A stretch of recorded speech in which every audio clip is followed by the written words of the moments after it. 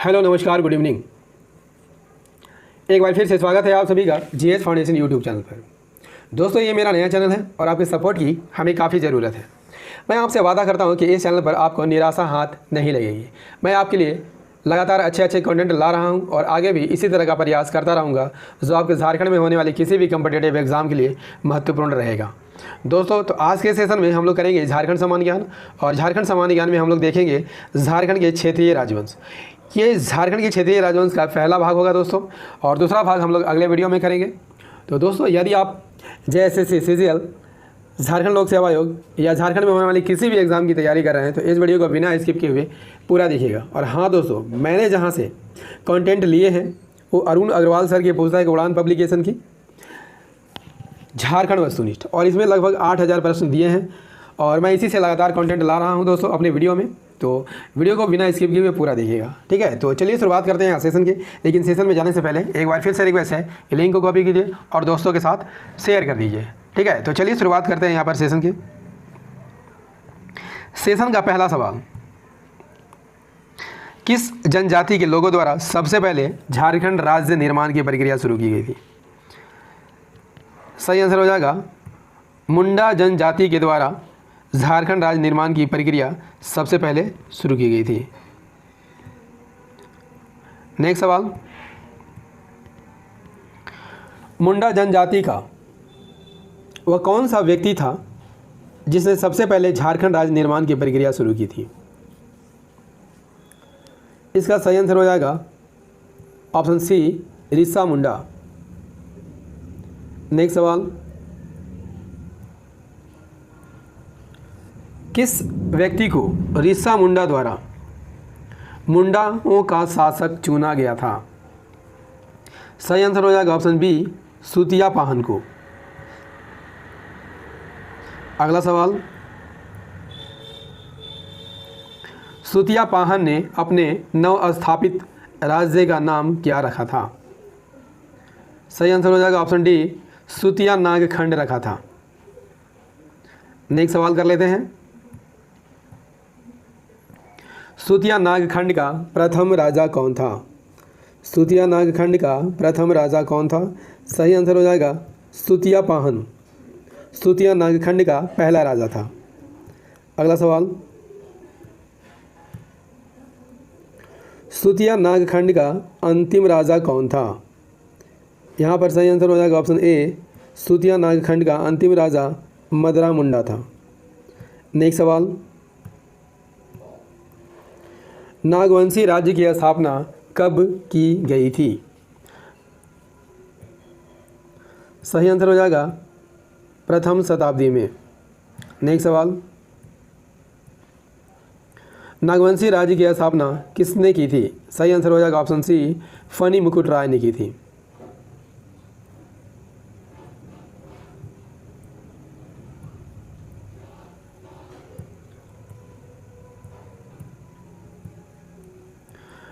नागवंशी शासक फनी मुकुट राय की राजधानी कहाँ पर थी?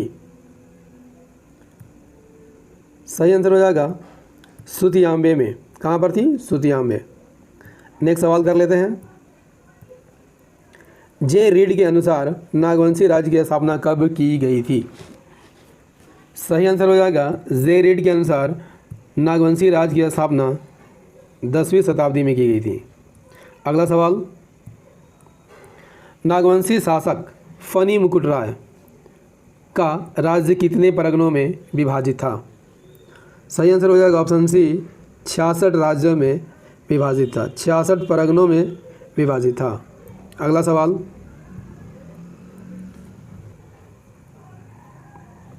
निम्न में से किस राजा को नागवंश का आदि पुरुष कहा जाता है? वेरी वेरी इंपॉर्टेंट प्रश्न है। सही आंसर हो जाएगा फनी मुकुट राय को नागवंश का आदि पुरुष कहा जाता है। फनी मुकुट राय का विवाह निम्न में से किस राजघराने की राजकुमारी से हुआ था? सही आंसर हो जाएगा option A, option C, Panchet के राजघराने की राजकुमारी से हुआ था।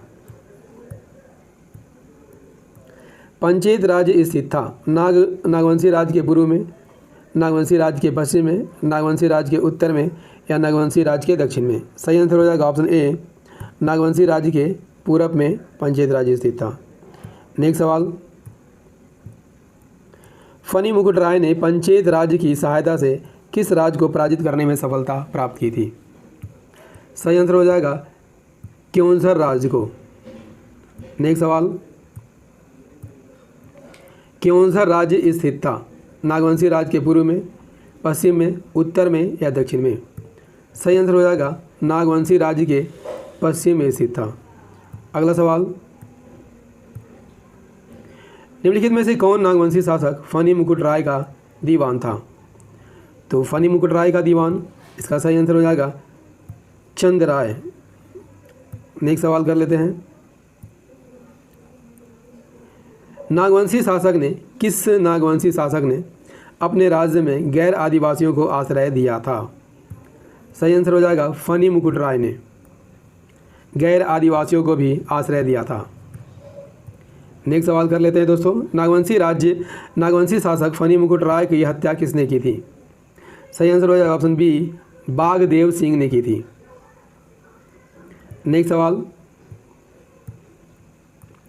निम्न में से किसके शासनकाल में पलामू किला का निर्माण कराया गया था? तो याद रखिएगा, पलामू किला में 2 किले हैं, पुराना किला और नया किला। तो पुराने किले का निर्माण किसने कराया था? प्रताप राय। और नए किले का यदि आपसे पूछ ले किसने कराया था, तो मेदिनी राय ने कराया था। किसने कराया था? मेदिनी राय ने करवाया था। अगला सवाल कर लेते हैं, प्रताप राय ने अपनी राजधानी को सुतियांबे से किस स्थान पर स्थानांतरित कर दिया था? इसका सही आंसर हो जाएगा ऑप्शन बी, चुटिया स्थानांतरित कर दिया था। अगला सवाल, निम्न में से किस नागवंशी राजा ने सबसे पहले कर्ण की उपाधि धारण की थी? सही आंसर हो जाएगा ऑप्शन बी, सबसे पहले भीमकर्ण ने कर्ण की उपाधि धारण की थी। अगला सवाल, नागवंशी राजाओं द्वारा धारित कर्ण की उपाधि किस राजवंश से प्रभावित थी? सही आंसर हो जाएगा ऑप्शन सी, कलचुरी राजवंश से प्रभावित थी। अगले सवाल की ओर बढ़ते हैं, बरवा की लड़ाई में सुरगुजा के रक्सेल राजा को किसने पराजित किया था? दोस्तों सेशन कैसा लग रहा है कमेंट करके ज़रूर बताइएगा।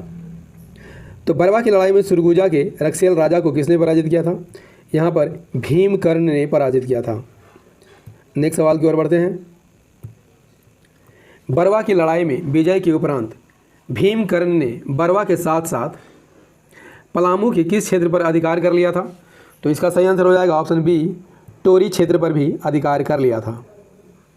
नेक्स्ट सवाल कर लेते हैं, निम्नांकित में से किस नागवंशी राजा ने भीम सागर का निर्माण कराया था? वेरी वेरी इंपॉर्टेंट प्रश्न है। सही आंसर हो जाएगा ऑप्शन बी, भीमकर्ण ने करवाया था। नेक्स्ट सवाल, बरवा की लड़ाई में भीमकर्ण को निम्न में से किस देवी देवता की एक मूर्ति प्राप्त हुई थी?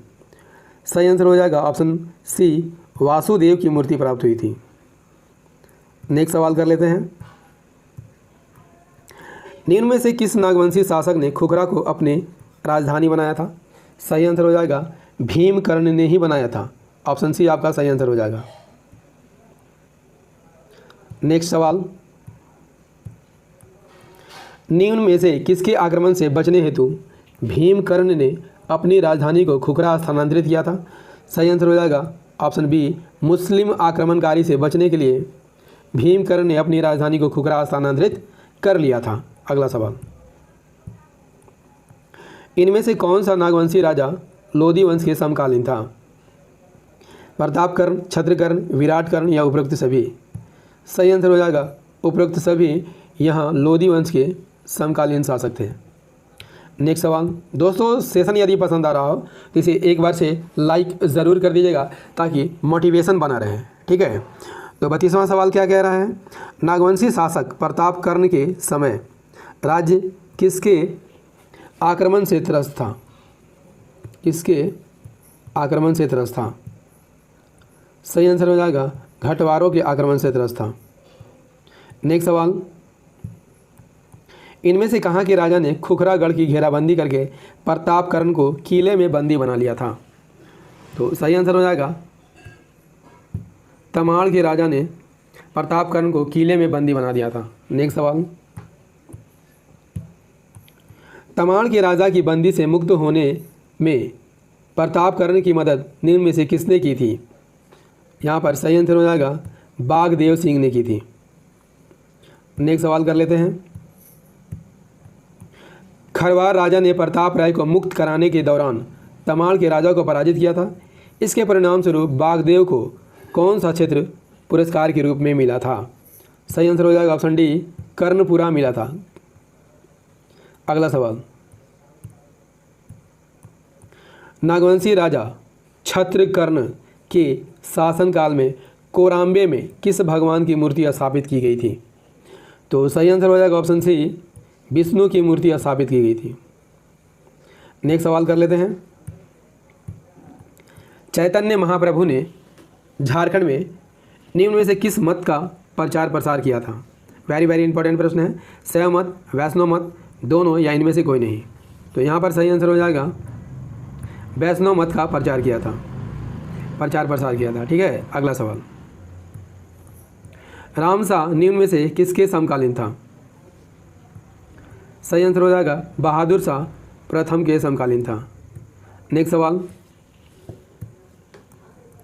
नागवंशी शासक यदुनाथ शाह निम्न में से किसके समकालीन थे? यहाँ पर सही आंसर हो जाएगा फर्रुखसियर के समकालीन थे।